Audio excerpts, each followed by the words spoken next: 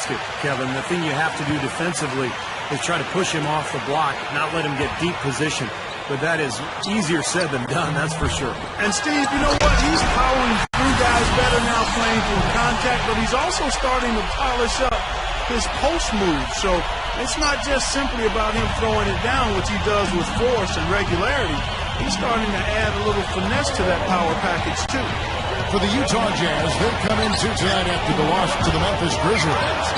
And that was a real body blow for them. They got taken apart both offensively and defensively. Well, they had a difficult night from the field in that game, guys. They just didn't look to be working very hard to get good looks offensively. Well, you know what, Steve? I'm going to disagree with you. I thought they could have worked a little bit harder offensively, but I think it was more the fact they just had a cold shooting night, and that happens sometimes. Now, here is 4. You know, with the Lakers, it's all about winning titles. Anything else is considered a disappointment. They were tested early, though.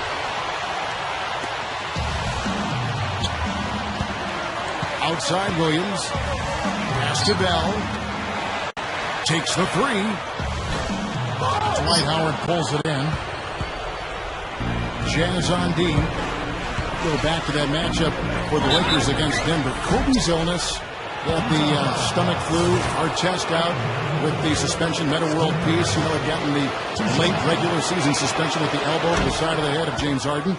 Steve, they were certainly facing their struggles. Yeah, and those struggles caught up to them in the next round, Kevin, when they lost to the Oklahoma City Thunder, the younger, more talented team winning in that one. So for the Lakers, you know, moving forward, they've got a lot of talent, but it's aging talent. And sooner or later, they're going to have to get younger on that roster. Now here's Williams. He had a 12-point outing in their last game against Memphis. Yeah, no question. You look at his assist totals. I mean, they tell you what a nice job he was doing, really spreading that ball around.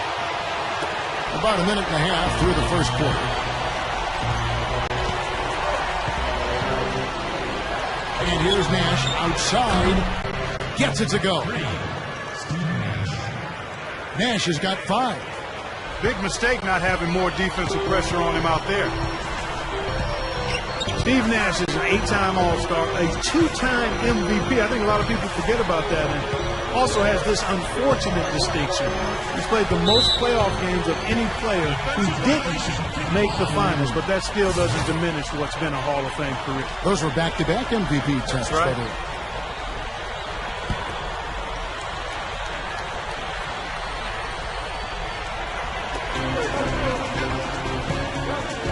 Here's Foy, and the shot is good. Foy's got his first basket of the night. Not a really great start for him as he just isn't shooting the ball that effectively here early on. You go back to Nash, you could argue he's really accomplished everything you could hope for in the NBA except, Steve, winning a championship, as Clark just mentioned. Well, it reminds you a little bit of John Stockton, who was probably the dominant point guard of his era.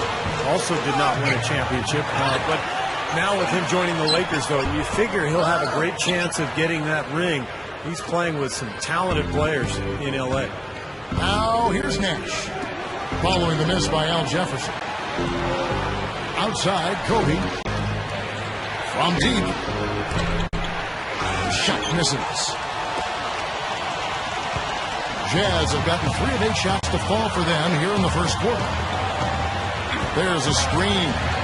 Here's Williams, and it's blocked. Lakers have gone just 1 of 4 to get this game started. And, you know, when you shoot and score like they did in that one, Kevin, it covers up a lot of mistakes that you make in other areas.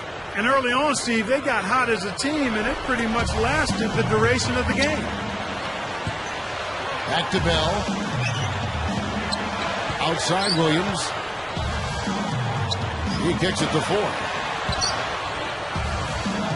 Over Bryant. Goes back up. And Jefferson with a nice bucket inside. Jefferson's got his second bucket of the night.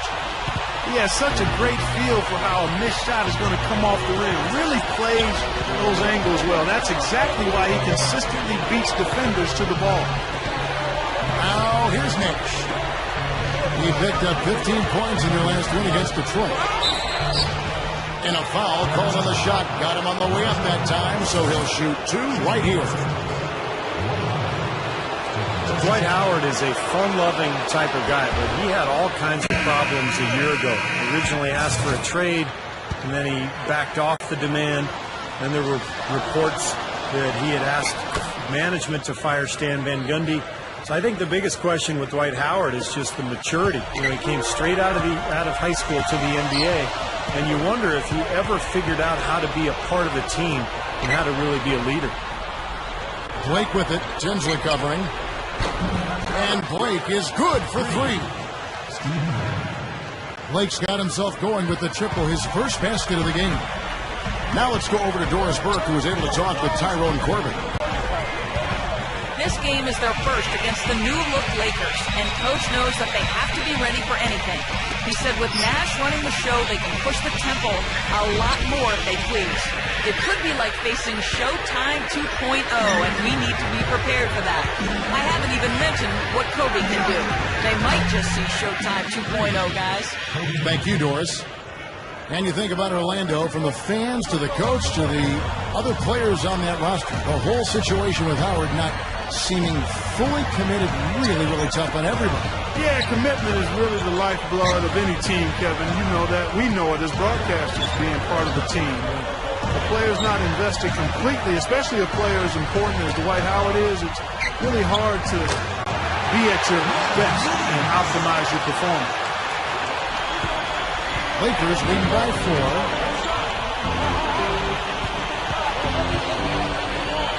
Outside, Kobe. Dishes to Barnes. Launches a 3. Rebounded by the Jazz. And this is the first season matchup for them against the Lakers team. And this great rivalry will be renewed tonight. The first of 3 meetings between these two clubs this season. Lakers have gone 50% from the field to this point, 4 of 8. And there's the rejection.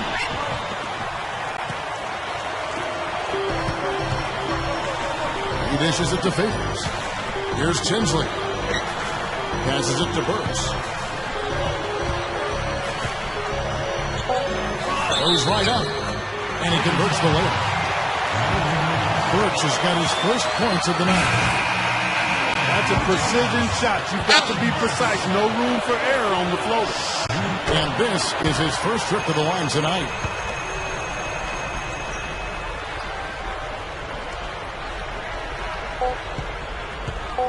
Here's Nash. Yeah! What a shot! Look at that. Man, what a play.